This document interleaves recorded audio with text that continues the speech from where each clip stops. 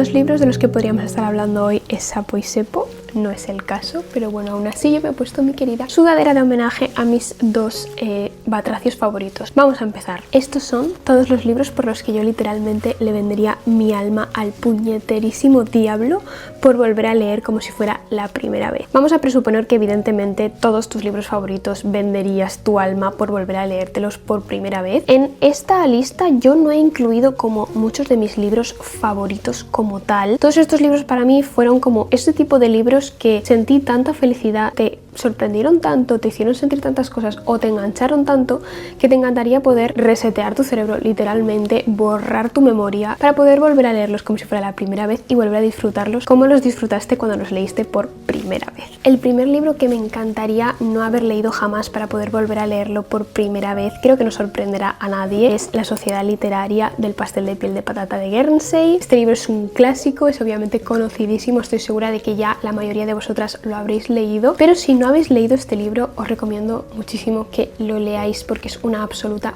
fantasía. Yo creo que de este estilo así de libros muy bestseller y súper memorables como para la mayoría de la gente que se los lee, este es sin duda alguna el libro para mí más especial, más diferente y que realmente tiene una esencia completamente propia que no le he encontrado en ningún otro libro. Es una historia única, es una historia entrañable, es una historia interesante, es una historia que habla sobre todo del poder de la literatura, el poder de los refugios sociales y el poder de cómo el arte y la literatura muchas veces pueden servirnos como refugio en tiempos difíciles. Pero a mí lo que más me gustó de la novela, y que creo que es lo que le hace que sea una novela única, es que es una novela epistolar, que es una cosa que no se ve mucho realmente, una novela que está escrita al modo de cartas y que vas conociendo realmente a sus personajes por las cartas que se envían a los protagonistas, pero no solo los protagonistas sino también otros personajes secundarios del libro que van hablando de los protagonistas y de todo lo que va pasando en la trama. Es una manera súper dinámica de introducir una historia que sea a través de cartas, y es que nos cuenta la historia de Juliet, que es una chica que vive en Londres, que es escritora, y un día recibe una carta de un desconocido y le cuenta en esa carta que está leyendo un libro y que curiosamente ha descubierto que ese libro en realidad perteneció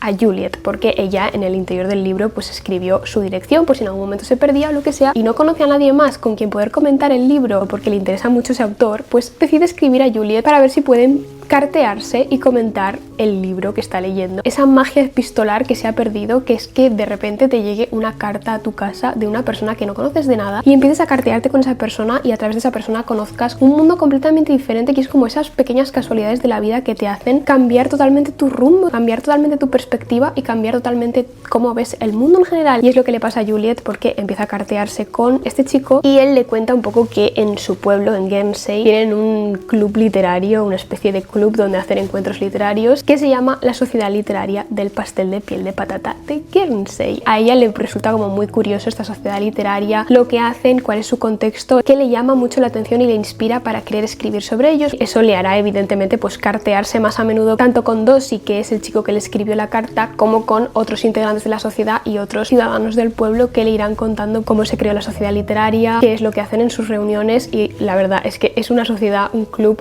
de lo más peculiar, de lo más particular. Cada uno de los integrantes tiene una razón de ser, tiene un rol específico que cumple en esa sociedad, pero en realidad lo que los une es que durante la Segunda Guerra Mundial, en todo ese momento de desesperanza, de oscuridad, simplemente crearon un lugar, un refugio donde poder juntarse, donde poder hablar de cosas. Es muy interesante porque realmente el drama, como el salseo del libro, viene pues obviamente de que Dossie y Juliet se van a enamorar, lógicamente, pero luego también Juliet acaba encontrando en Guernsey un lugar donde encontrarse a sí misma, encontrar un nuevo camino, un nuevo rumbo para su vida. No sabía que era una novela epistolar, lo cual me pareció increíble porque a mí una cosa que me encanta es el recurso de las cartas en las novelas, y eso fue lo que realmente me ganó del libro. Literalmente estuve racionándome este libro durante 2 meses porque no quería terminarlo. Leía una página al día y era como, me leería literalmente todo el libro esta tarde. No puedo encontrar ninguna otra lectura que me haga tan feliz como esta. Y sí, yo sin duda alguna, si pudiese leerlo por primera vez, sería como la persona más feliz del mundo.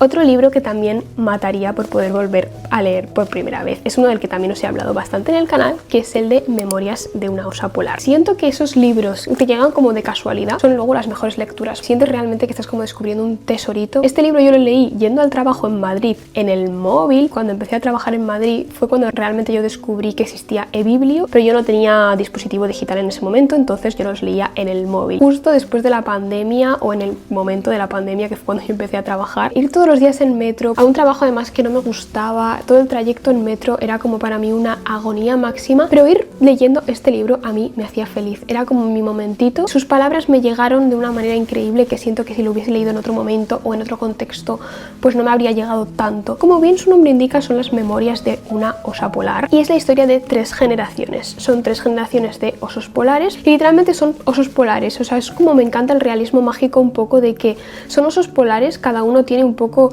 ese salvajismo interior más o menos desarrollado, alguno está más civilizado, otro menos. Los 3 osos polares es como que conviven en la sociedad y es interesante también ver cómo cada vez que van subando generaciones van volviéndose más animales y menos humanos, así como vemos por ejemplo a la abuela, que es una osa polar realmente como muy civilizada en el sentido de que ella habla con otros humanos, va a conferencias y esa idea del humanismo de los animales va viéndose cada vez más disminuido según van avanzando las generaciones hasta llegar al pequeño hijo, al pequeño osito polar, que es un osito polar bebé, que vive en un zoo y literalmente es un animal. Él sí que siento que siente y padece y piensa y tiene como cierta racionalidad, pero es percibido por los humanos como un oso polar. Este es uno de los mejores libros que yo he leído en mi vida, es uno de mis libros favoritos, es un libro que literalmente me cambió la vida, lo que cuenta realmente, sino por cómo lo cuenta. Siento que es un libro muy literario, lleno de poeticidad, lleno de reflexiones increíbles. A través de cada uno es verdad que nos da cierta perspectiva histórica porque cada una de esas historias se ambienta en un lugar del mundo diferente, en una época del mundo diferente. Siento que es un libro que habla muchísimo de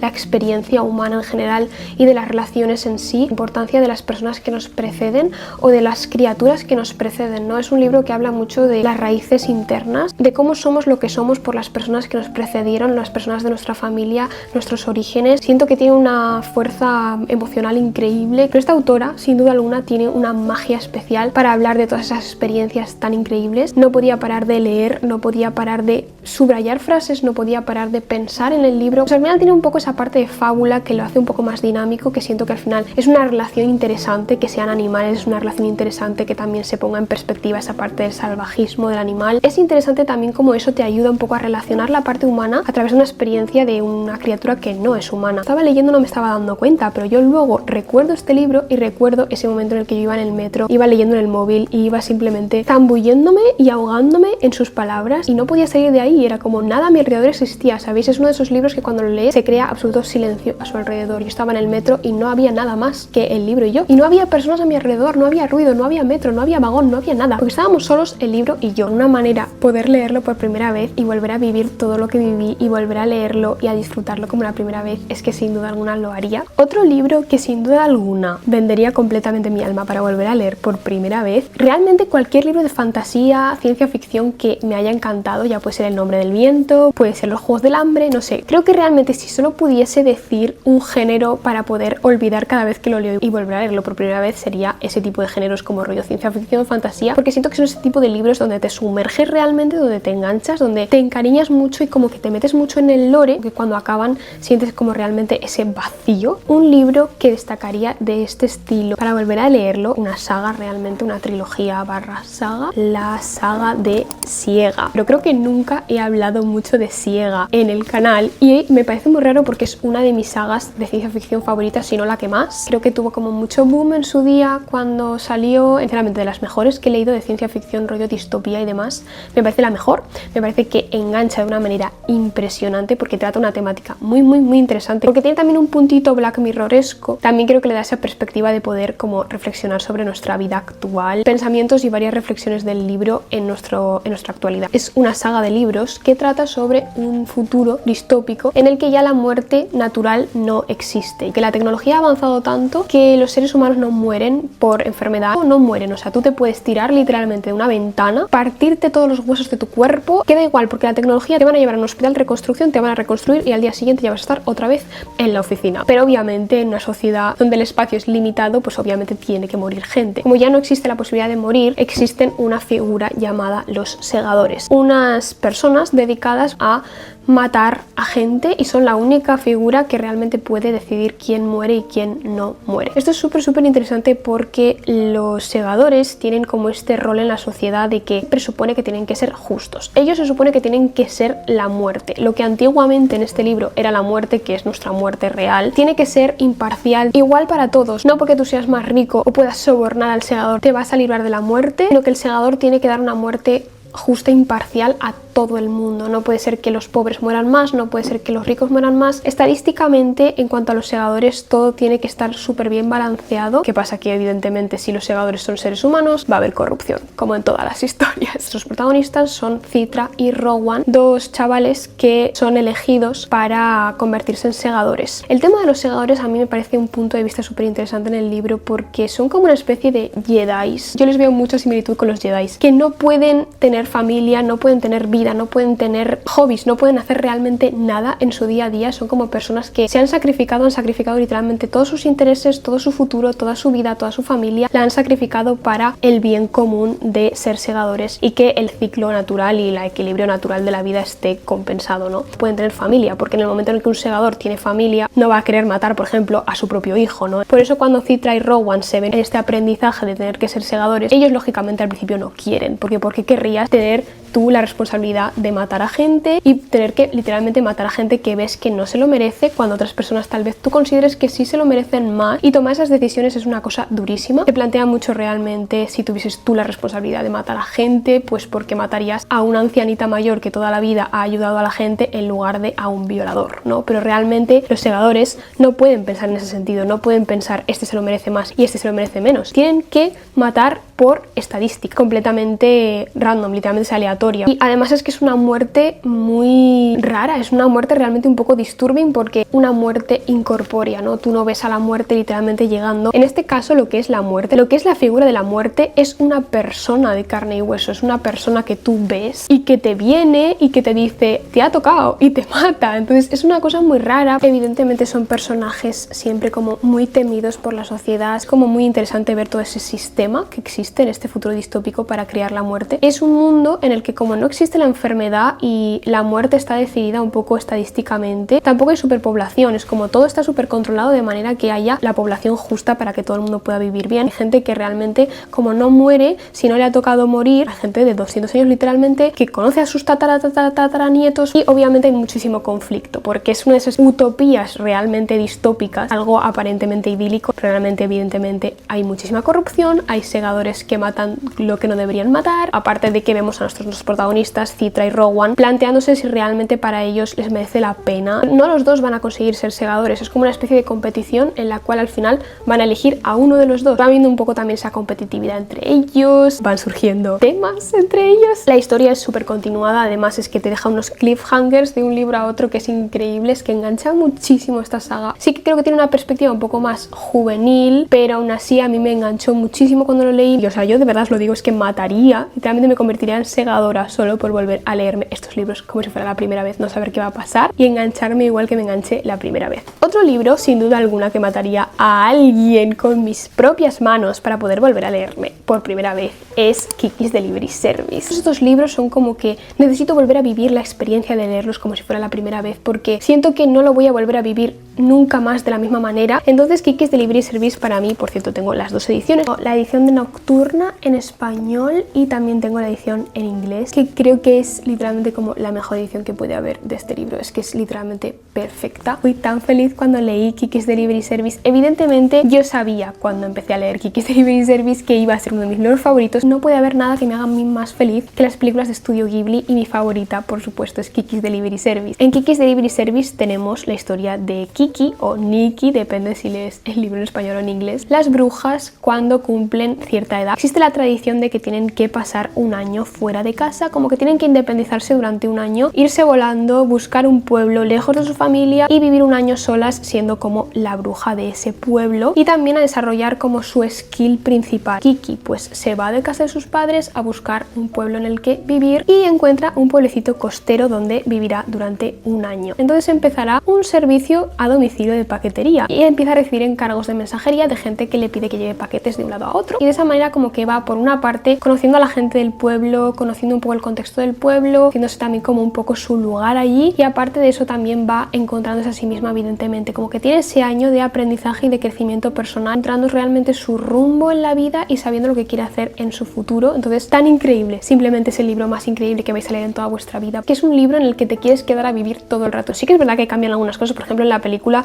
no vemos como todo el año completo de Kiki, vemos simplemente como diferentes conflictos por los que ella tiene que pasar, pero en el libro sí que vemos como su año completísimo, vemos el año, literalmente el año de Kiki es el libro entero, y junto con su gato Gigi, que es un gato parlante que le va ayudando, irá encontrando su magia interior. Entonces es un libro que si os gusta la película os va a encantar el libro, lo vais a amar a más no poder. Me encantaría volver a ser niña y no haber visto nunca la película y volver a ese momento en el que yo vi la película y dije, es que quiero ser ella, es que simplemente quiero ser ella, no quiero ser nada más en la vida. No hay otro personaje con el que me sienta más identificado, con el que sienta que yo realmente conecto más que con Kiki. Es mi personaje favorito del mundo entero, de todos los libros que he leído, películas que he visto, de todos los videojuegos que he jugado, es mi personaje ficcional favorito. Así que sí, este sería sin ninguna duda uno de los que más claro tengo que me encantaría poder volver a leer como si fuera la primera vez. Y los tres siguientes libros realmente todos van muy en la línea de lo mismo que Kiki's Delivery Service realmente, porque todos son libros que me dan muchas vibes de Estudio Ghibli. Lo que amaría en este momento de mi vida, poder volver a leer este libro como si fuera la primera vez, nivel de que no paro de buscar por Pinterest, no sé, por todas partes estoy buscando un libro que sea o de la misma autora o que tenga las mismas vibes o que sea como del mismo estilo, porque necesito poder volver a leer este libro como si fuese la primera vez, y es el libro de La chica que se entregó al mar. Cuando lo leí, para mí fue máxima obsesión. Puedo sentir todo lo que sentía cuando leía este libro porque me marcó muchísimo. Es un libro muy mágico, es literatura asiática, entonces tiene también como toda esa ambientación muy folclore asiático, pero convertido realmente en una novela juvenil que engancha muchísimo y que es súper entretenida. Historia de Mina, que es una chica que vive en un pueblo costero donde lleva muchísimo tiempo como sacudiendo a este pueblo pues tormentas, inundaciones, guerras. Es como que su pueblo lleva en penuria durante muchísimos años, y tienen la tradición de que cada año tiene que sacrificar a una chica joven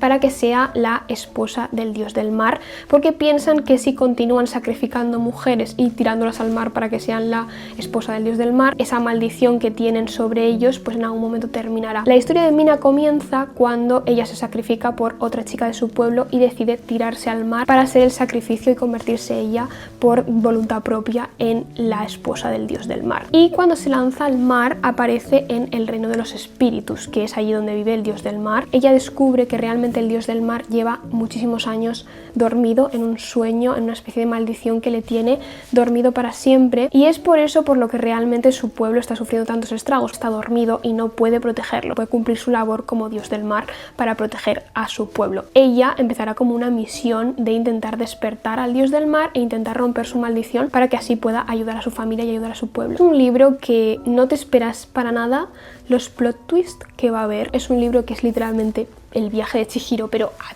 tope, muy parecido al viaje de Chihiro. Toda la ambientación es súper parecida, los pequeños guiños que hay también es como que hacen mucha referencia a mundos y realidades muy parecidas, y la relación que hay entre Mina y otro personaje que conoceremos durante la historia es muy similar. La historia de Haku y Chihiro, si bien sí que tiene como muchas similitudes con el viaje de Chihiro, sí que siento que tiene una esencia súper propia y que tiene una narración completamente única. Me encanta toda esa misión de cómo ella es súper valiente, ella se sacrificaría por su pueblo literalmente, y toda esa fuerza y esa valentía que tiene, me encanta de ella. No te esperas simplemente que sea como una historia lineal de fantasía narrativa donde simplemente pues Mina en algún momento conseguirá descubrir que con la fuerza de la valentía o la fuerza del amor va a poder salvar al dios del mar y así va a poder salvar a todo su pueblo. No te esperas para nada todo lo que va a pasar. Es que el sitio de esta historia no os lo puedo expresar. Si os gusta la historia de Haku y Chihiro, este es vuestro libro. Mataría por volver a leerlo por primera vez, porque en este momento de mi vida estoy como en un momento en el que me apetecería muchísimo leer algo de este estilo. Y he anotado como algunas recomendaciones que sí que mucha gente dice que son parecidas a esta historia, pero me da miedo que me decepcionen, porque es como lo típico de que cuando comparas una historia que te ha encantado con otra, al final luego las comparaciones son malas, las expectativas son malas. Estoy constantemente buscando historias que me hagan sentir lo mismo que me hizo sentir la chica que se entregó al mar. Pero lo que realmente querría es volver a leer este libro por primera vez. Y el último libro que me encantaría poder volver a leer por primera vez es el libro de Monje y Robot. Es un libro que trata sobre un monje que vive en un monasterio y que un día descubre que nunca ha escuchado cantar a los grillos y decide que esto no puede seguir así. Escuchar el canto de los grillos y quiere ver mundo, quiere conocer diferentes sociedades, quiere algo diferente, ¿no? Quiere salir de su monasterio y de su rutina de hacer siempre las mismas cosas para poder descubrir qué hay ahí fuera. Entonces Dex, que es este monje, decide hacerse monje itinerante del té. Que un monje del té básicamente es un monje itinerante que tiene una especie de carrito, como una caravana, ¿no? Y se monta su tinglao del té y la gente básicamente su negocio es que puede ir a hablar con ella allí y Dex les sirve un tecito y ellos le cuentan sus problemas. La particularidad que tenemos en la historia es que es un mundo como una especie de utopía futurista en la que todo es perfecto, ¿sabéis? Como que el mundo ha vuelto a la analogía, ya no existe como la tecnología, ya nada es digital, todo es como analógico y todo se ha vuelto mucho más limpio. Se supone que hubo como una crisis medioambiental muy tocha donde se destruyó todo lo que era tecnológico y demás. Antiguamente pues existieron los robots y servían a los humanos, pero cuando obviamente existió esta crisis y ya todo se volvió analógico, pues los robots simplemente fueron liberados y se fueron a otra parte del mundo a ser libres y a existir como les diera la gana, ya no tenían que servir a los humanos. Siento que es muy cozy fantasy este libro, bueno, sería más como cozy sci-fi, realmente te da ganas de vivir en ese futuro perfecto donde no hay móviles, no hay TikTok, chicas, no hay TikTok en este mundo, simplemente hay monjes del té que te ayudan y robots majos y punto. Y con las comodidades realmente que tenemos ahora, pero todo es analógico, ¿sabéis? No existe como el ChatGPT. Dex simplemente emprende como esta pequeña aventura y acaba llegando a los confines entre el mundo de los humanos y el mundo de lo que antes era la tecnología y donde están realmente los antiguos robots. Y se encuentra con un robot que todavía está por ahí danzando por el mundo y simplemente se hacen amigos y el robot le dice que su misión en la vida es descubrir qué es lo que necesitan los humanos. Entonces tanto Dex como el robot se hacen amigues, empiezan a ir por lugares, por pueblos para que consiga el robot como preguntarle a los humanos qué es lo que necesitan, pero evidentemente se va dando cuenta que cada humano necesita una cosa diferente y que es como muy difícil responder a la pregunta de cuál es el propósito de los seres humanos. No hay libro que me haya hecho pensar más, que me haya obsesionado más, porque es un libro filosóficamente brutal, es súper interesante, que reflexiona de una manera muy sencilla y muy linda. Realmente es un libro muy cozy, la naturaleza es brutal, la ambientación es increíble, como os digo, tiene mucha esa perspectiva Estudio Ghibli en cuanto a la ambientación y en cuanto a juntar como diferentes sociedades, un futuro utópico donde todo es como ecológicamente perfecto y autosuficiente, quedan como esos vestigios de lo que fue la edad de las fábricas cuando todavía había robots y todo. Entonces es muy interesante ver ese contraste entre mundos que también a veces vemos ese punto más ecológico en las películas de Estudio Ghibli, sobre todo las películas más antiguas. El ser humano tiene un propósito muy ambiguo en la vida, ¿no? Y que tal vez el propósito del ser humano simplemente sea existir y ya está, y que realmente no hay un propósito mayor que ese. Creo que el ser humano siempre constantemente está buscando un propósito de vida que, aunque sea mucho más reflexivo que argumental, no deja de ser un libro que engancha un montón. Todo lo que te cuenta es tan interesante. Siento que es uno de esos libros que destaca por lo interesante que es, aparte de por su ambientación, que es como que te deja el corazón calentito, que todo es súper precioso. Junta las dos novelas en inglés, Salmo por quienes se construyeron en la naturaleza y Plegaria por la timidez de los árboles. Esas dos novelitas pequeñas que realmente creo que en inglés son dos novelas diferentes, pero Crononauta decidió editarlo y traducirlo al español como juntando las dos historias, y realmente siento que son dos novelitas muy cortas que juntas se leen muchísimo mejor. Un poco como me pasa con Memorias de un oso polar, pero obviamente con una ambientación mucho más agradable, mucho más cálida que Memorias de un oso polar. En este también veo como una analogía muy interesante, como utilizar ese punto de sci-fi, de ciencia ficción, para reflexionar sobre algo muy interesante, ¿no? Y también veo como ese contraste de que realmente es una utopía en la que todo es aparentemente perfecto, ¿no? ¿Qué pasaría si realmente todo fuese perfecto y ya no hubiese nada de lo que preocuparse en el mundo? ¿Qué queda, no? ¿Qué falta? En plan, ¿qué necesitan los humanos si todo es perfecto y si todo está ya hecho? Y me encantaría poder volver a leerlo por primera vez y volver a reflexionar sobre todo lo que reflexioné y volver a obsesionarme con el libro. Me encantó. Y eso sería todo, chicas. Esos son los libros por los que yo vendería mi alma para poder volver a leer por primera vez. Como os digo, no todos son mis libros favoritos, no todos son libros que me han marcado a un nivel increíble o que me han cambiado la vida. La mayoría son libros simplemente que me hicieron feliz mientras los leía. Que todo estaba bien, que no había nada de lo que preocuparse, sobre todo que me hicieron también evadirme mucho de mi realidad. Siento que es algo que solo se vive una vez en la vida, ¿no? Siento que es una experiencia única de la primera vez que lo lees, que tal vez puedas volver a leer el libro. Ya digo, yo estos libros tengo muchas ganas de volver a releerlos, sobre todo los de Siega que se entregó al mar, etcétera. Es como que son libros que sé que voy a releer, pero que no va a ser la misma experiencia que cuando me sumergí en él por primera vez y descubrí lo que realmente escondía esa historia. Por favor, dejadme en los comentarios cuáles serían los libros por los que vosotras mataríais por volver a leer por primera vez. Me encantaría leeros en comentarios cuáles son esos libros para vosotras. Espero que os haya gustado muchísimo este vídeo. Si queréis apoyar un poquito más el canal, podéis darle al botoncito de hypear, podéis suscribiros al canal, es gratis, podéis darle a me gusta, dejarme un pequeño comentario bonito y podéis compartirlo con vuestra gente por redes sociales si queréis. Muchísimas gracias por estar aquí una semanita más y nos vemos muy prontito por aquí con otro vídeo. ¡Chao, chao!